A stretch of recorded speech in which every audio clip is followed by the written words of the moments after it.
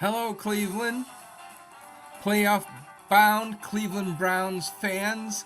Dog pound, it happened. It's real. Flacco-mania is real. The Cleveland Browns are headed to the playoffs. The Cleveland Browns have a shot at being the number one seed in the AFC. I don't know that they'll make that, but they are going to the playoffs. And by the way, I don't think that the home field advantage is really all that important. It's kind of overrated, and there are teams that have made it as a wild card. This could happen. It could really happen. The Browns are catching fire at the right time. Despite all the injuries, things are coming together. It could happen. It's really crazy. Flacco-mania is real. Now, I don't want to get too crazy about a victory over the New York Jets. Anybody that's followed the blog in Cleveland know that I've been down on the New York Jets for a long time. I'm not impressed with them. I'm not even impressed by Aaron Rodgers. I think he's not quite the Aaron Rodgers that we knew. Now, Aaron Rodgers is a dual threat quarterback, and well, he's getting up there in age. You know what I mean? I don't know. I don't know about that. I think that Aaron Rodgers, man, had the greatest offseason of any quarterback in history. Let me tweak my microphone here. I'm going to need to do that when other Fanatical Elves join us. I want to tweak the audio here. This will sound a little bit better. Okay, got it. All right, I'm back. Yeah, so a lot of things happen that I want to call your attention to. First of all, right off the bat, what is the thing that we hear about Kevin Stefanski over and over, especially, it got really obnoxious last year about, we don't like Kevin Stefanski's play calls. Why does he always go for it on fourth down? And, well, I'm going to tell you why he went for it on fourth down. I'm going to try to explain it as succinctly as possible, especially this time. We had a new kicker, and he missed an extra point attempt. Okay. Now, last season, we had this science fiction narrative going where we had the next Justin Tucker. And if you do a search on Twitter about Justin Tucker and Cade York together, there's an unbelievable number of comments from Browns fans that said that Cade York was going to be the next Justin Tucker. And I, for whatever reason, foolishly, I tried to suggest that this was kind of premature, guys. Cade York has a very strong leg. There's no question about that. He's in the Justin Tucker class for strength and distance, but there's no evidence that he can actually kick accurately. He did not kick impressively accurately in college at Louisiana State, and he hasn't put up accurate numbers in Cleveland. He did have, some, a game-winning kick for long distance early on, and that was really nice, but he didn't consistently kick accurately at the pro level. Didn't do it in college. Let's not call him Justin Tucker quite yet. Okay, well, okay, of course, I was booed soundly and told that I was an illiterate because I couldn't read the wise comments from people who were absolutely convinced that he was Justin Tucker. All right, so therefore, I, along with Kevin Stefanski, were illiterate morons for advocating going for it on fourth down. But here's what the reasoning is for about the 10 millionth time that the mathematicians have figured out that if you're on like inside the 5-yard line and you miss, you are likely to still score the next points because you're so close to the goal line that the other team is not very likely to score on a 95-yard drive. They're not even that likely to score on a field goal because it's so far away from the goal line that you're more likely to cash in on a turnover or even just trading punts and stuff and playing the field position game, you're closer to their goal line than they are to yours. You're more likely to score. All right. And that's been proven any number of ways by just collecting data over and over again. But field position matters. And if you give up the field position, if you kick a field goal and then have to kick off and move the ball back, that's actually a disadvantage. You're giving up some valuable field position. And so you're really kind of almost better off, even if you miss, you get some, like a 1.5 for having really good field position by boxing your opponent in within the 5-yard line. That's a big advantage for the defense. And that's exactly what happened. The Browns boxed in New York at the 4-yard line, and the Browns were the team that scored next. Okay? So it wasn't stupid, as you thought, to go for it on 4th down. Now, it would have been even better had they converted on 4th down and actually scored the points right there. But they wound up having a second chance to score because they were able to pick off Trevor Siemian and score that way. Those things do happen. It's been shown over and over again, and especially if you believe in your defense, and I've advocated all season long that you should believe in the Browns' defense more so than you believe in the offense on this team. If you believe in the defense, you should believe that the defense is going to contain the Jets' offense. By the way, do you understand that the Jets' offense really does stink? That they really, they haven't had good quarterbacking at that position. Every time they have a good quarterback, they've gotten rid of him. I mean, it wasn't just Flacco. They had a decent quarterback, backup quarterback, no less, but still, Mike White was a pretty good quarterback, and they couldn't stand him either. They got rid of both Mike White and Joe Flacco, and the reason was that when they got Aaron Rodgers, their franchise quarterback, they love their franchise quarterback, and they're going to spend, I don't know what, $40 million a year for him. They didn't want to hurt the feelings of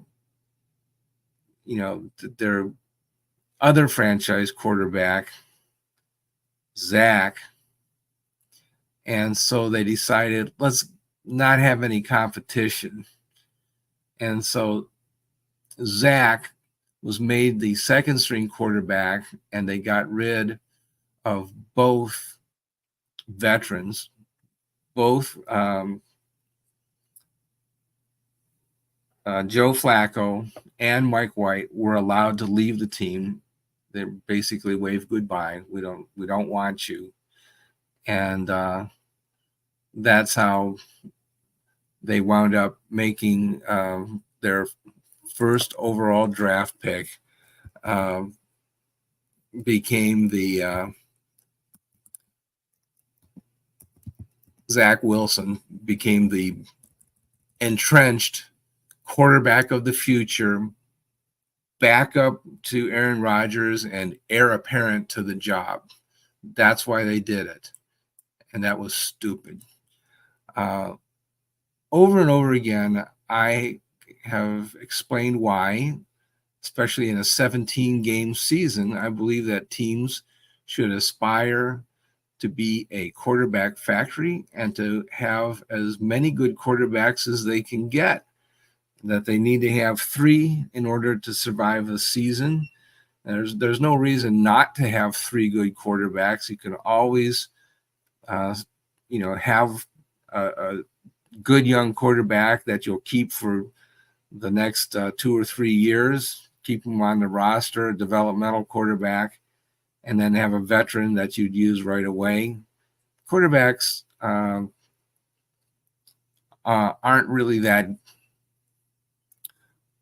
instantaneously developed. You have to get them to really become familiar with your playbook, and they improve year to year. It's not like, I think really fantasy football has ruined the minds of a lot of fans. They think that you can just get a quarterback and have them perform immediately, trade them to another team and have them perform. And I guess maybe it's true in the case of Joe Flacco.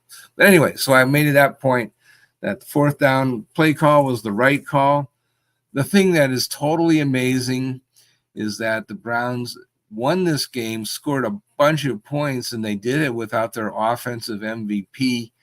Their true MVP, of course, is Nick Chubb. Nick's been gone for a long time. And then in his absence, Amari Cooper has been the MVP all season long. Amari Cooper was out of the game also.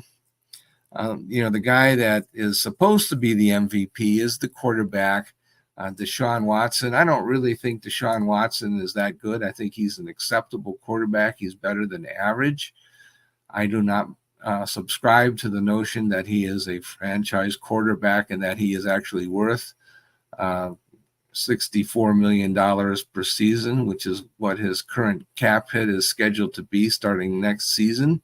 And I think Joe Flacco has kind of proven that if you have an acceptable quarterback, but you have a really good game plan and you have good players all around him, then you can perform. You don't need to spend a $230 million for a 5-year contract in order to have an offensive team. I think really the Deshaun Watson deal has been shown to be probably one of the worst trades that the Browns have ever made. They could use 3 first-round draft picks and 3 day 2 draft picks. They could use the $230 million of cap space. Nevertheless, for this season, this may be the best opportunity that they will ever have to go deep into the playoffs. Very, very exciting stuff. I don't know how they did it. We talked about that last game. They ran some plays in which they passed out of running formations where they lined up a fullback, lined up 3 tight ends, which speaks to the running formation, and they were able to catch the defenders off guard and throw passes. And I'm not sure why it worked last week, because the Browns were not gaining any yards on the ground. This week, however, with the same basically offensive line with 2 tackles that were like 4th and 5th string, Jaron Christian and James Hudson at the left tackle and right tackle position, respectively. They were nevertheless able to run pretty well. And I don't know what's wrong with the New York Jets. They're supposed to have like one of the top 5 defenses in the NFL. And they couldn't stop anything, or maybe I should say they wouldn't stop anything. Maybe they just sort of mailed it in, figuring that they were mathematically eliminated from the playoffs, and they just didn't really care anymore. I can't explain it. I don't know why the Browns were so effective, but basically everything that the Browns wanted to run, even without the star wide receiver that often demands double coverage, worked. The other guy that demands double coverage is David Njoku, the tight end, and he had like 100 yards receiving in the first quarter. Now, how did that happen? How do you have only one receiving threat that demands double coverage, and yet he gets 100 receiving yards in the first quarter? And I think he got a little bit banged up in the second quarter, where he took a really hard hit on that play in which he actually fumbled. He got hit pretty hard, and I'm not sure that they used him as much after that. He wasn't hurt badly enough that he had to come out of the game. but I think that they decided that they were going to take it easy a little bit, not use him as much, and they put the other tight ends in the game a little bit more. But nevertheless, his production went down for the rest of the game there. But the thing is, in the first quarter, you knew that there was only one receiving threat that was worthy of double coverage, and he went wild on the Jets defense. How did that happen? Haven't had a chance to look at the film yet, but I think that's just kind of incredible. Just incredible that the Browns were able to do that.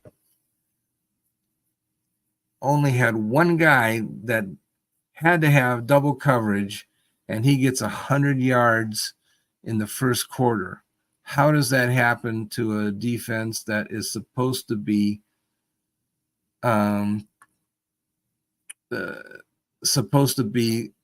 top 5? Really?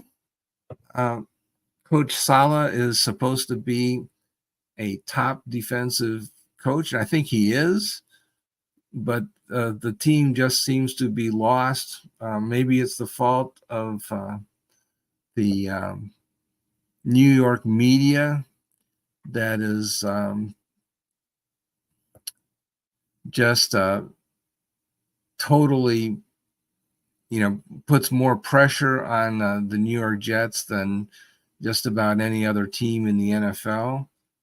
Maybe that has a partial explanation, that they just really, they're human, and maybe they just didn't have what it takes at a certain point. I was kind of amused at, because Flacco was a former New York Jet, after the game, a lot of his former teammates came up to congratulate him.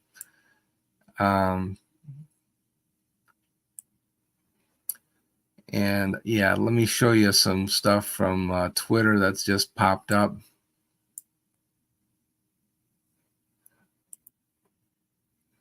Okay, here's Joe being congratulated by his former guys. Chanting your name, yep. Yeah. Saying they're chanting your name, Chanting Joe. your name, yep.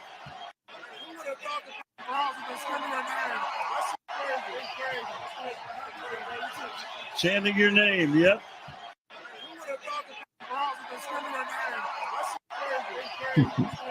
That's crazy. Chanting your name. So it tells you a little bit something about the high regard that Joe has even now with his teammates in New York. They really liked him. And, even though the Jets lost that game, they were happy for him personally. And I think that was pretty cool that they were willing to congratulate him. And some comments. It's kind of interesting. Hollywood Brown. Yeah, Mary Kay Cabot. Joe Flacco wins 4 straight games. Thank you, Mary Kay.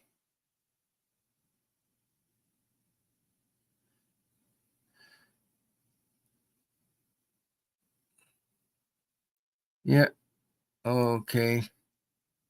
Robert Griffin III. We remember him. He was a former Browns quarterback. We wish that we'd have had him in 2017. We wouldn't have gone 0-16, even though RG3, wasn't a superstar by then.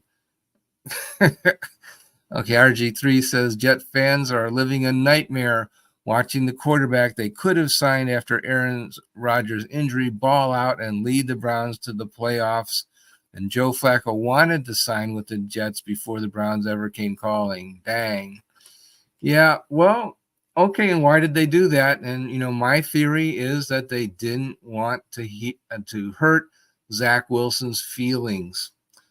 They thought that they wanted to make him feel secure that he was going to be their quarterback of the future. And again, those who know me know that I believe that in football, you need to have competition at those positions, specifically the positions of quarterback, punter, and kicker. You don't coddle those positions. You get them used to competing. Just every year you bring in somebody, you have them compete at least in training camp, and you just have guys around the league that know the stadium, are used to working out there, understand the wind currents and stuff like that, and the field conditions, and are familiar with at least the basics of your playbook. One thing that I am still upset about is that the Browns do not have a third string quarterback at all. There is nobody on the practice squad that would be available to come in if there is an injury to either Joe Flacco. Remember, Joe is, he's 38 years old. I think it's a good thing that he's been able to have extra time to heal up, because, for a while he was getting pretty banged up as the starter in Baltimore. But, taking some time off probably did him some good. And then our other guy is PJ Walker, who's only 5'10", and maybe that's not big enough and robust enough to be a starter in the NFL. I think PJ, in the past, he has had streaks where he has been successful as an NFL quarterback, and I think that we could be confident that he would be able to handle the job for a limited amount of time, and that he can, he led the team against San Francisco, and he beat San Francisco, or he was, I should say, led the team to victory as the starter against the San Francisco 49ers this season, when the 49ers were perceived to be the cream of the crop in the NFL. So there's no reason, if he can beat the 49ers, that he can't beat just any team in the NFL while being our quarterback. But I think because of his small size, he's almost 3 inches shorter than Baker Mayfield. It behooves the Browns to find somebody that could be his replacement. And I believe that on Monday, the Browns are going to sign somebody off of a practice squad from somewhere around the league. And it looks like, could it be Johnny Cleveland? Well, it looks like Johnny Cleveland is on a train headed south from Cleveland Stadium. I'm in the dark. Okay, yeah, it looks like you're in the dark. Game. It was we're having a little bit of. Go ahead, John. I know you've been talking about it. They've got that bid. Great first half. The stadium was electric in that first half. Just a great game.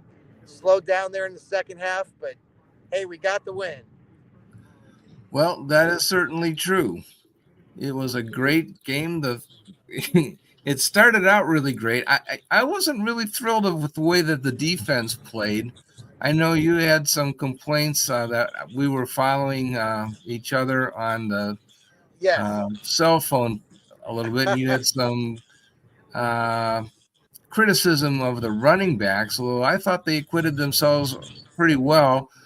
Going into the game, I was not expecting much from the running backs at all. And I was saying that, our tackles are fourth and fifth string, and they're better at pass blocking than they are as run blocking tackles. And so I thought, the Jets are a top 5 defensive unit. we probably can't run against these guys, and we're going to have to depend upon Mr. Flacco to throw 40 times a game, and we'd probably need 300 yards in order to win. So I was thrilled to see, I even believe though he's the Ford worst put the ball on quarterback. the carpet a couple times, I was still pretty thrilled to see that he made yards, and he looked great when he was not goofing it up. I believe he's the first quarterback to throw the ball for over 300 yards against the Jets in like 33 straight games. So, not that the Jets are a superpower, but they hadn't Yeah, given up a 300-yard passer. So that was pretty impressive. David yeah. Njoku was unbelievable. You thought he was going to go for 300 yards and break Amari Cooper's record from last week in that first quarter. It was fantastic. Yeah, that was something I really couldn't understand. I was just commenting on that with Amari Cooper out, there was only one receiver that was worth double covering. And so why can't Yes, this top 5 defense double cover David Njoku? absolutely. How could they let him score 100 yards in the first quarter? There's one thing that they got to do. There's only one player that is really a massive threat going into the game, and it's David Njoku. All they got to do is stop David Njoku, and they can shut down the Browns offense. It looks like on paper. That has to be their game plan on defense, and they couldn't do it. Right. Absolutely. I can't explain it. I think, what was it, after 4 receptions, he had 113 yards. I think he finished with 134, but it's like, it was crazy how wide open he was. And just seeing him live at the stadium, I mean, he was so wide open. It's like, did somebody forget that David Njoku's on the field? They forgot to cover him. I mean, he should have been double covered.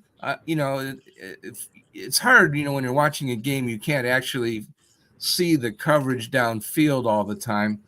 So I couldn't really, necessarily tell. I sound like Hugh Jackson. I have to review the film and see what was. But yeah, I don't understand what went wrong for the Jets defense. But they played like donkeys. Frankly, they looked like they rolled over and died. I would not have been surprised if the Browns had won a game that was like 19-3 or something like that. But that they rang up 37 points against this supposedly top 5 defense, that came as a shock. The fact that they were able to run effectively against the Jets, that came as a shock. A little bit, yes. You can criticize our guys for not hanging on the football, and that's true, but they weren't supposed to make yards against them at all. That is really a surprise. And in fact, it was. Well, it's an exciting night for Clevelanders. The stadium was electric. The fans were excited.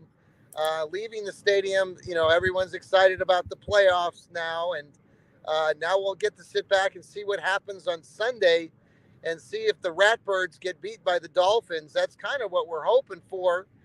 We still got an outside shot at that number 1 seed. And so we'll see what happens. But I'm going to let you go, Elliot, and finish the show. Thanks so much for covering for our post-game show on the Fanatical Elfz. And Browns fans rejoice. It was a great, great evening.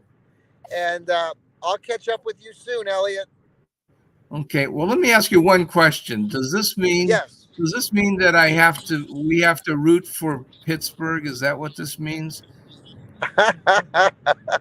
Yes, unfortunately, yes, we have to root for the Squealers, which actually, it's going to be hard. But I'll confess this. I've actually thought this through ever since the move to Baltimore in 1994.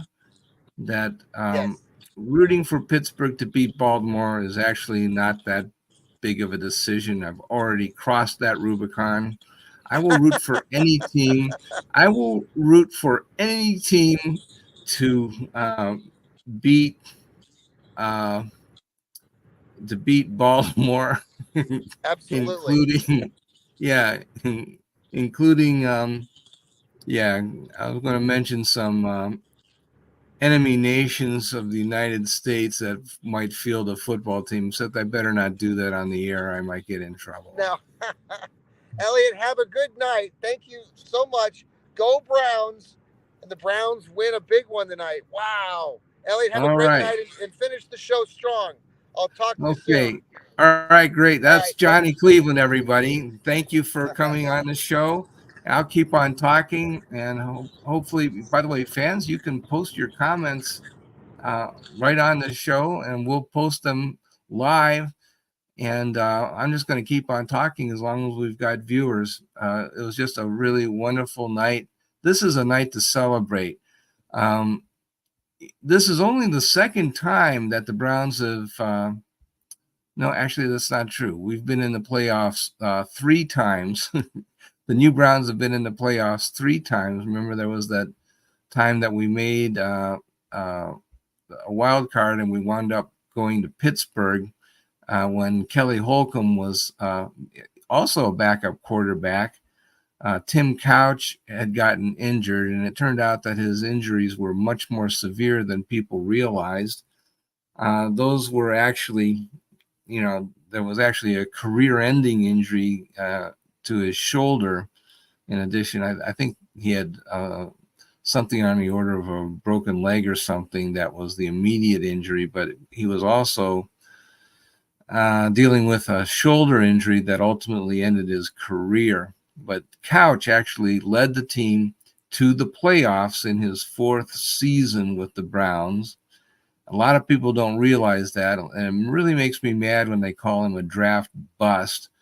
Look, he, with that terrible expansion team, and he was taking sacks for 3 years, and he finally led the team to the playoffs in his 4th year. What exactly do you want him to have done? Unless you want to criticize him for getting injured, is that what you want? Is it you're going to call a guy a bust because he got injured? Is that what it means? If that's your criterion, then fine. But he obviously had great ability because he led the offense, and in that capacity, the Cleveland Browns made the playoffs. Kelly Holcomb took over for him and almost beat the Steelers in Pittsburgh.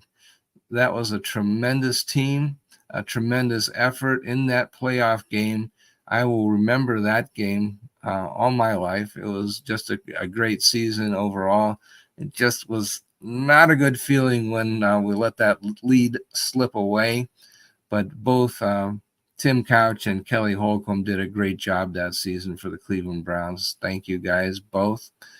And I'm upset at the fans that weren't happy with our quarterback just because he got injured and his career ended years before it should have, because I believe that the Browns didn't have the offensive line to properly protect him. That's really the reason. Okay, that happened. And then people also forget about Baker Mayfield leading the Browns into the playoffs. And they rang up, I think it was 48 points against Pittsburgh in Pittsburgh. That was a pretty good trick. People forget that happened. They talk about, oh, Baker Mayfield was a terrible quarterback and couldn't do this, couldn't do that. But they won a playoff game. They beat the Pittsburgh Steelers in Pittsburgh, and they didn't just beat them, they spanked them good.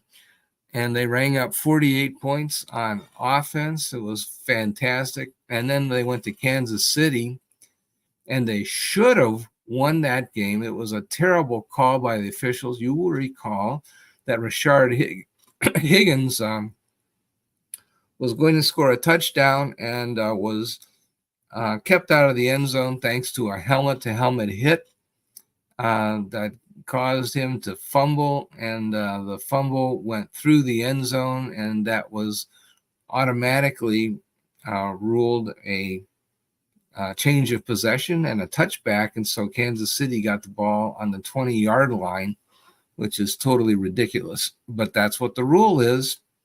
And the helmet-to-helmet hit somehow escaped the notice of the officials, even though everybody in the entire universe saw it, especially on replay. I don't know what they were looking at, but that's why there was a fumble, because it was a helmet-to-helmet hit. But okay, that happened. If you don't like excruciating losses in the playoffs, don't show up for them, because that's what usually happens. They have 8 teams that show up. Well, actually 16 teams that show up for the playoffs, and only one of them actually wins the Super Bowl. And so you're much more likely to be disappointed than rewarded. That's the way football is. And if you can't take it, then don't show up for the playoffs. We all know that going into it. I love football anyway because it is so hard. It is the hardest game in the world. It requires the finest athletes in the world to play it, and requires the greatest brains in the sporting world in order to organize a team and to coach it. And that's why I think it's so fascinating. I'm a very mathematically oriented person, just by way of background. I have a master's degree in nuclear engineering from Ohio State University. I was in the Air Force. That's why some people refer to me as a rocket scientist. That's sort of true. I don't know if it's totally my lifelong specialization, but yeah, I'm sort of a rocket scientist. And it's not simple to understand the statistical tendencies that go into making game decisions, and to draft players, and to build a team, manage a salary cap. Those decisions are not simple. It may seem simple, and to just say that Stefanski is an idiot, Andrew Berry is an idiot, Jimmy Haslam's an idiot. Actually, he is, but his wife is really smart. But okay, Jim, just listen to your wife and you'll do fine. That's good advice for most of us, in fact. I need to listen to my wife. That's my real secret is listen to your wife, guys. It'll work out. And if JH3 will listen to D, the team will be successful. But okay, so the immediate reaction I have to the Browns' victory, first of all, we don't really care that much how it happened, but that it did happen is a really big news item. But like I was saying to John, I don't understand how the running game even worked based on the personnel that the Browns had, and based on the reputation of the Jets defense as a top 5 unit. Joel Cade and I were discussing earlier in the week, do the pros give up and play poorly when they don't have a legitimate chance at winning? And I tend to think that no, they play hard all the time, just because when there's a 300-pound guy in front of you, that's all the motivation you need to play your very best. But they really did, as a team, play poorly. They allowed the Browns to run effectively against them. The Browns did turn the ball over, and the Jets were able to turn that into scores, and the game actually was closer than it appeared because of that. But I did not anticipate that Jerome Ford would be as effective on the ground as he was. And I can't explain how he did it. I thought that the Browns' offensive line was much better suited for pass blocking, and especially against a front four that's as powerful as the New York Jets are purported to be. Now, on the other hand, this time of year, you can never be sure exactly how strong the players at any position actually are. Everybody is injured to some degree, and you can't be sure that the players are actually performing at their best. Everybody is questionable to some extent, and the big name players may not be playing at big name level, and certainly the New York Jets run defense was nowhere to be found. Let me just look up some stats. I was going to look that up on NFL.com, except it started making noise, and I don't want to do that. Let me go to the ESPN site I'm looking at right now. Joe Flacco had 309 yards passing. Okay, that's pretty good. 3 touchdowns, 1 INT. Could have thrown a few more, though. There were some dangerous balls that he threw, but the Jets are only able to convert 1. Jerome Ford, 12 carries, 64 yards, 5.3 average. Okay, that's pretty good. Kareem Hunt, 10 carries, 31 yards, 3.1 average. But, of course, remember that Kareem is often called upon in short yardage situations. So his 3.1 yards is much more acceptable than Random running back's 3.1 yards. Pierre Strong had 4 carries, 29 yards, 7.3 yards per carry average. Now, Pierre always gets, a lot of yards per carry, so I keep on wanting to see more of him. The coaching staff of the Browns seems to not be receptive to that. I don't know if it's a problem with him carrying out the play calls properly, whether he's blocking well or what. But he's been pretty effective. His total rushing yards, he's got 45 carries on the year for 197 yards. That's a 4.4 yards per carry average. I'll take that. And he's also got 5 catches and 47 yards. That's 9.4 yards per reception. That's not half bad for the limited amount of time that he's been used. I'd say let's get him some more snaps with the offensive unit. Now, who is he throwing to? I've said this several times already tonight that David Njoku was the main target. He should have been double covered from the get-go, and I really can't explain how he could be able to be open against this supposedly top-notch New York Jet defense.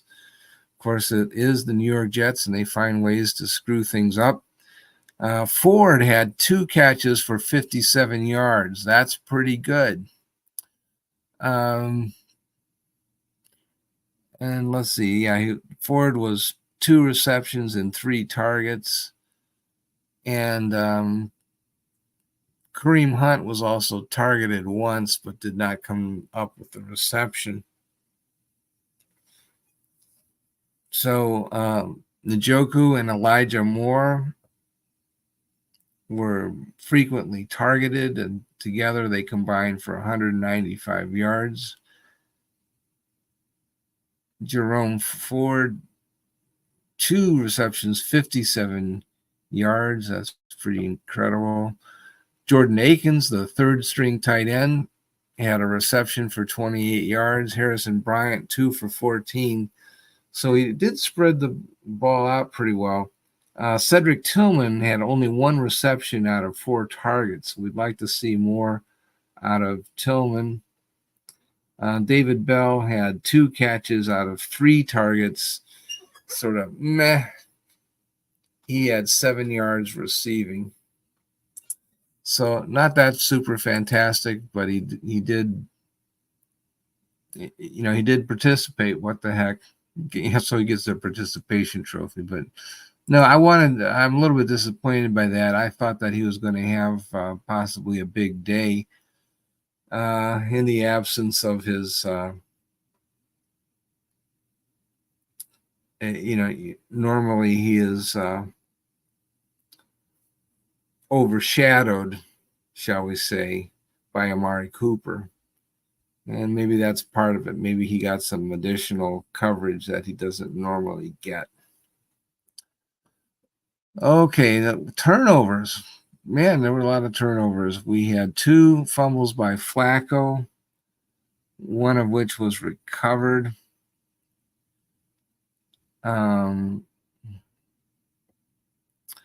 Njoku fumbled once. Pierre Strong fumbled once. Okay, well, maybe that's why we're not seeing as much of him as I wanted to. Okay, so as a team, the Browns put the ball on the carpet 4 times. That's way too many. The New York Jets, on the other hand, fumbled only 1 time. And how many interceptions did Simeon throw? It was only 1 interception, although it was a bad one at the I think it was in the 4th quarter. So, okay, so the Jets actually won the turnover battle, but they still lost on the scoreboard by a wide margin. Well, I think that's going to conclude the broadcast for tonight. Thank you for everybody that is watching, and we'll post this on YouTube and Apple and in all the other platforms that support us. Thank you everyone for the great support that we've been getting.